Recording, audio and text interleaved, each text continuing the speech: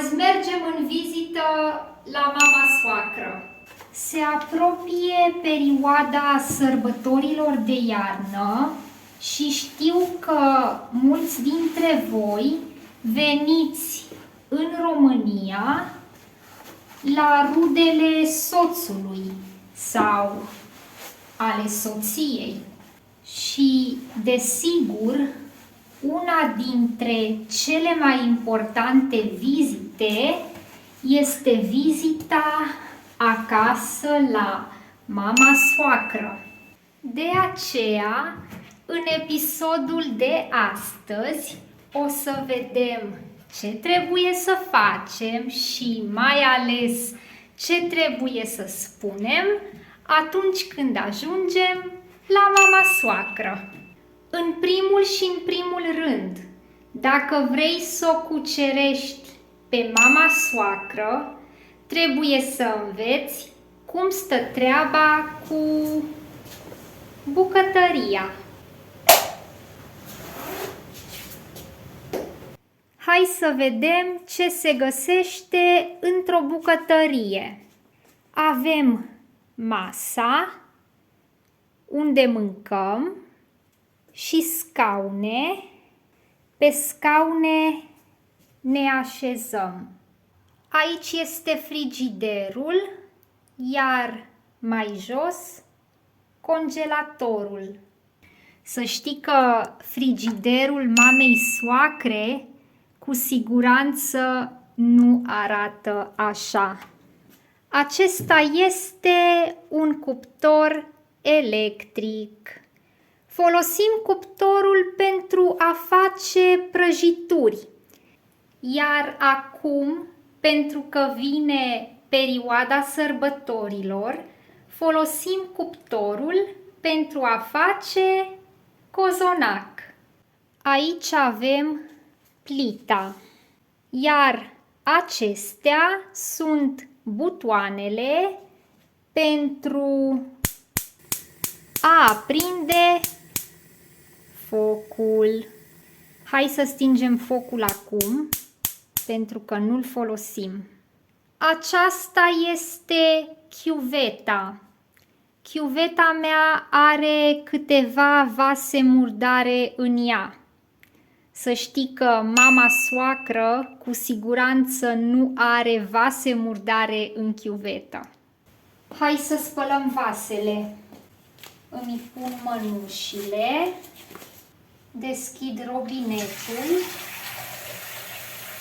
pun detergent de vase pe burete.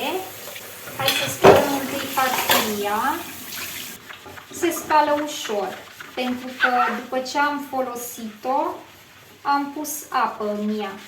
Apa înmoaie resturile de mâncare. Asta se numește frecare. Frecare. Să știi că mama soacră este gospodină. Mama soacră, după ce gătește, spală vasele. Am observat că multe femei din România, mă refer la femeile care sunt de vârsta mamei soacre, 50 plus, cam așa, nu stau locului.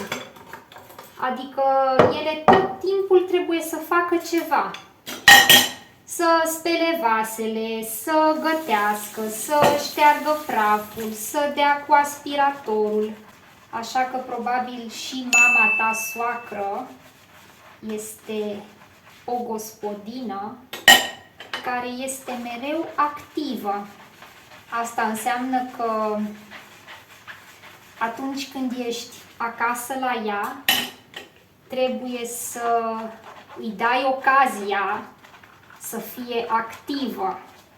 Îți aduce un pahar cu apă, apoi îți aduce o cafea, apoi îți aduce și sandwich-uri și prăjiturele. Trebuie întotdeauna să îi spui da mamei soacre. Dacă îți aduce un pahar cu apă, îi spui mulțumesc, nu îi spui a, nu vreau apă.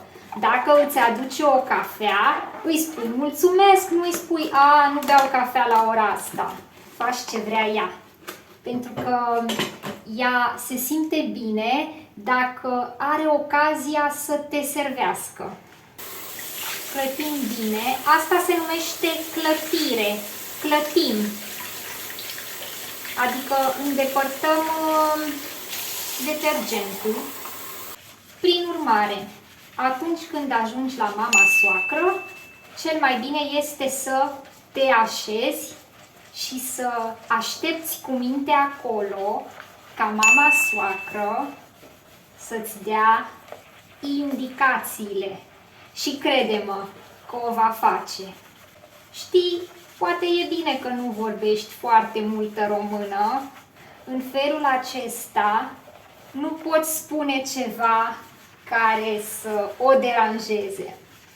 Spui mulțumesc, te rog, cu plăcere și mama soacră va fi mulțumită, fericită. Hai să mai facem un lucru. Hai să ștergem puțin aici. Pulverizez și șterg. Să nu faci asta acasă la mama soacră. Să nu-i cureți casa, pentru că o jignești. Cel mai bine este să stai cu minte pe scaun, pe canapea. Un alt element important din ecuație este mâncarea. Eu am aici un borcan cu zacuscă.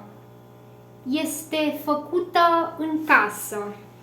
Zacusca se face din vinete.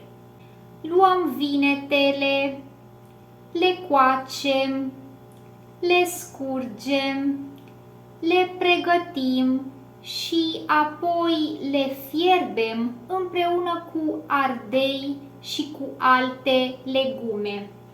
Iar la sfârșit punem acest amestec, această pastă în borcane și putem astfel să mâncăm zacuscă când vrem noi. În România, multe femei, multe gospodine fac acest lucru, pregătesc zacuscă. Probabil că și mama ta soacră are în borcane zacuscă, dulceață, murături. Probabil că atunci când vei pleca de la mama soacră, vei pleca cu o mulțime de mâncare la tine. Cum se mănâncă zacusca? Pe pâine. Luăm o felie de pâine, deschidem borcanul, da, l-am deschis ușor, și apoi luăm o linguriță și punem zacuscă pe pâine. Poți mânca la micul dejun, poți mânca pe post de gustare. Mama soacră cel mai probabil te va servi cu o mulțime de feluri de mâncare.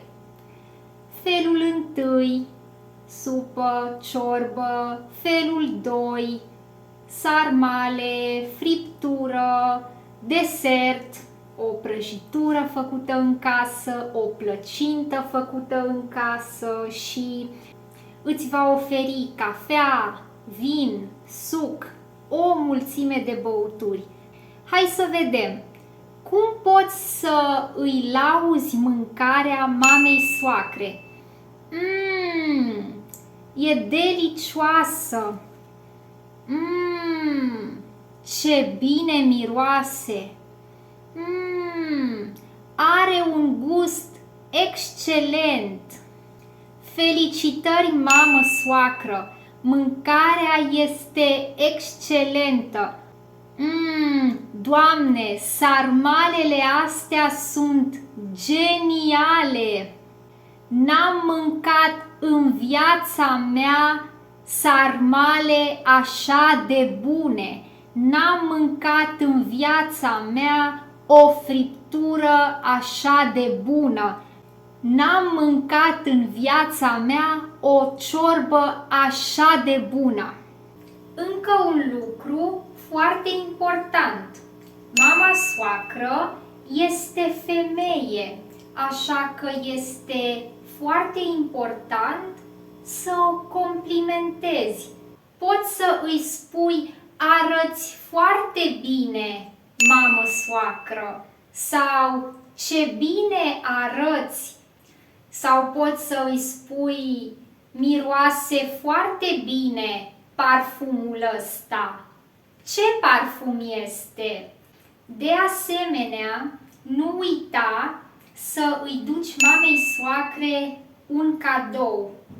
Noi în România avem această etichetă: nu mergem în vizită la cineva cu mâna goală. Ce poți să îi cumperi mamei soacre ca să nu dai greș? Ei bine, un buchet de flori și o cutie de bomboane. Te rog frumos să nu îi cumperi prăjituri sau lucruri pe care le poate pregăti în casă. Nu! Cumpără-i ceva ce ea nu poate face în casă. De exemplu, o cutie de bomboane. Cumva o jignești dacă îi aduci prăjituri sau fursecuri din comerț, pentru că este plăcerea ei să le pregătească în casă pentru familie. Gata, am vorbit suficient despre mama soacră astăzi. Dacă dorești mai multe materiale de limba română și mai dese, te invit pe profilul meu de Instagram. Ai linkul în descriere. Pe data viitoare!